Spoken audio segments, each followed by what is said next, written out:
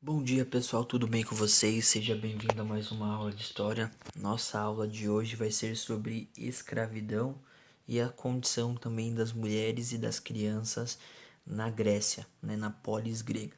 Então, analisando isso, vamos iniciar a nossa aula. Primeiro, para a gente entender como que se caracteriza a escravidão, os motivos que levam um indivíduo a ser escravo na Grécia Antiga e que tipo de trabalho eles realizavam, porque havia segregação dentro da realização desses trabalhos.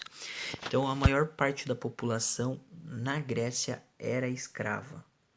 Tá? A gente considerando isso, partimos do princípio de que esses indivíduos eles se tornavam escravos ou porque eram prisioneiros de guerra ou eram escravizados, os seus filhos eram escravizados e dava origem às próximas gerações escravos, caso nascessem, iriam de forma hereditária manter essa função, não podendo em nenhum momento conseguir a sua alforria, ou a sua liberdade.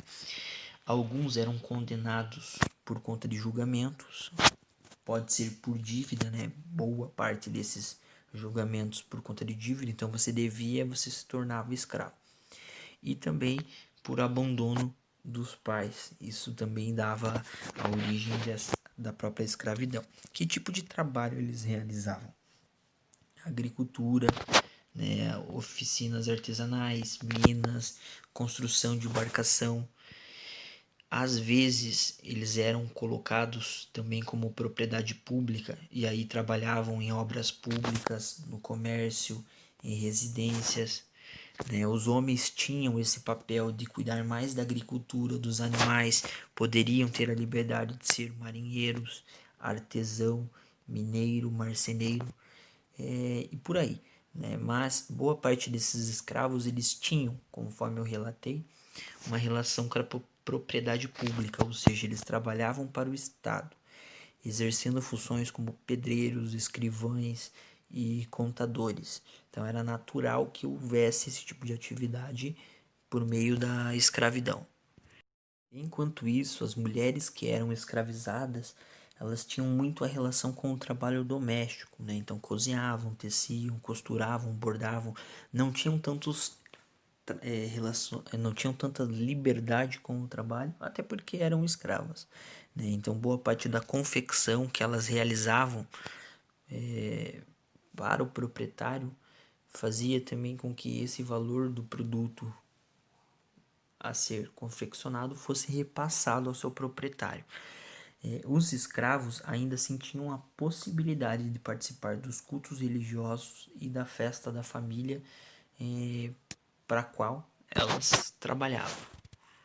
Se vimos até o momento a relação das mulheres que eram escravizadas, agora a gente vai entender um pouco sobre as mulheres que eram livres. Então a gente vai ver algumas diferenças e algumas similitudes, algumas proximidades ali do tipo do comportamento. Bom, se até então nós vimos um pouco sobre a característica das mulheres que eram escravizadas, agora a gente vai ver um pouco sobre as mulheres e crianças que eram livres, para a gente entender um pouco mais dessa organização grega, por parte dessas cidades gregas. Então, as mulheres que eram livres, elas não eram consideradas cidadãs. Isso significa que elas não participavam da política. Isso significa que a única relação que ela teria no seu convívio é a relação com o trabalho doméstico. Então, de forma geral, o pai, o marido ou o filho teria muito mais relação com o futuro do que a própria mulher, ou seja, teria muito mais responsabilidade do que a mulher diante do que é o espaço social, porque ela criava o filho, mas o filho, quando crescesse, poderia ter posses, poderia definir o futuro da população, coisa que a mulher não poderia exercer. Se tivesse filha, também não poderia, porque é do gênero feminino. Então, a relação sobre o casamento ou a paternidade definia basicamente o papel da mulher na sociedade.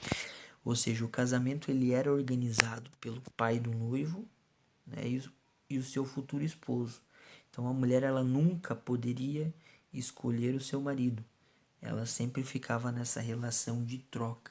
né, a ponto de que o pai negociava o seu dote, o pai tinha a possibilidade de escolher basicamente o futuro da mulher.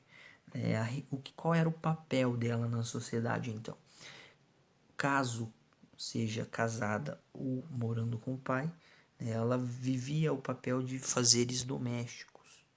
Isso em boa parte da população que vive nas cidades gregas, exceto Esparta. A gente já vai ver Esparta, como é um pouco diferente.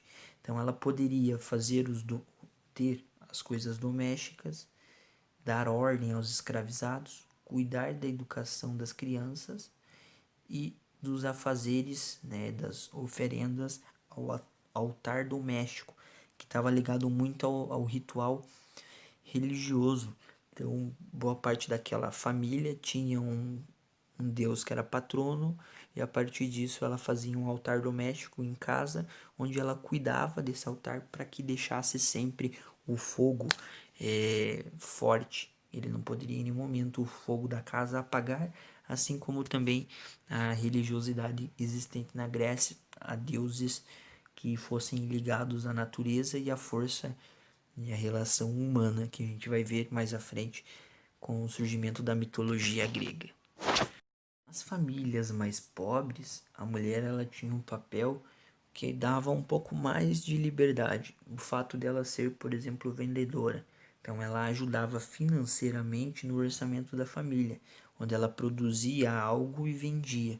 Isso ajudava. Agora, caso de família mais rica, não tinha essa possibilidade da mulher se tornar vendedora, né, e aumentar a renda, até porque ela tinha mais afazeres, tanto com as crianças quanto domésticos, e a relação com o ritual religioso.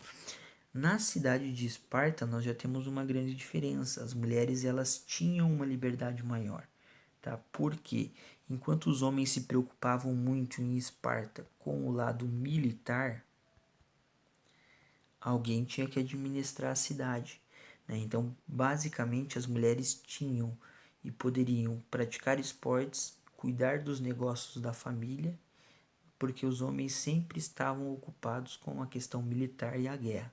Então, a mulher tinha um pouco mais de liberdade nessa questão da propriedade. Ela poderia então exercer a administração desses negócios familiares, coisa que em outras cidades gregas não havia possibilidade. A gente viu que, seja em Atenas ou outras, a característica muito comum era a mulher cuidar dos afazeres da criança, da educação, para que ela pudesse se tornar então a criadora, né, a genitora de uma família forte, de uma criança forte. Essa é a principal finalidade, basicamente, da mulher nas cidades gregas, exceto Esparta, né? E com relação às crianças, para a gente entender um pouco mais, as famílias com boas condições financeiras pagavam professores para ensinar a ciência, né? Para ensinar matemática, música, oratória, leitura a seus filhos homens, para que eles pudessem debater e entender um pouco mais sobre o mundo político grego que se estabelecia na cidade estado. É claro que as famílias mais pobres já não poderiam pagar os professores, então basicamente o filho ficava ligado a aprender a atividade que o pai exercia, a fim de ajudar a renda familiar e também manter o negócio mais à frente quando o pai, né, que é o líder da família, não estiver mais tão presente. Agora, em Esparta, nós temos uma relação mais diferente, né? Por exemplo, os meninos aprendiam desde cedo a respeitar a disciplina rígida do exército, né? Da função do militarismo, do militar. Então, os filhos eles já eram considerados cidadãos e educados para serem soldados. Então, isso fazia com que eles tivessem que seguir rigorosamente as regras sem questionar. Então, esses meninos deixavam as mães aos 7 anos de idade para receber treinamento militar. As meninas não, elas poderiam se exercitar, né, para que pudesse ter filhos que fossem fortes. Então, essa relação se baseia um pouco mais sobre a antiguidade grega, para a gente entender um pouco mais sobre o comportamento. Agora, na cidade ateniense, nós temos características diferentes, Por exemplo, o menino ele poderia praticar o exercício físico, né, para jogos, para ter o corpo belo e forte. As meninas, sempre as suas tarefas estavam ligadas ao lar e à família, tecer e bordar. Então isso caracterizava um pouco mais sobre o comportamento de um para o outro. Então Esparta é muito mais militarizado e rígido a disciplina, a ponto que os meninos faziam treinamento militar e as mulheres se exercitavam para ter filhos fortes para o treinamento militar, enquanto outras cidades gregas o exercício físico para ter um corpo belo e forte era fundamental, mas o estudo, né, ao ponto de entender o mundo que vive era muito comum entre as famílias ricas. Então ele fazia exercício para ter um corpo forte, bem definido, e também estudava para ter o conhecimento. E as mulheres tinham esse papel de cuidar do lar e da família para que pudessem ter bons filhos. Beleza, gente? Para finalizar, gostaria que vocês realizassem a atividade da página 74. Beleza? 73, desculpe. Beleza, pessoal? Até a próxima. Um abraço. Tudo de bom.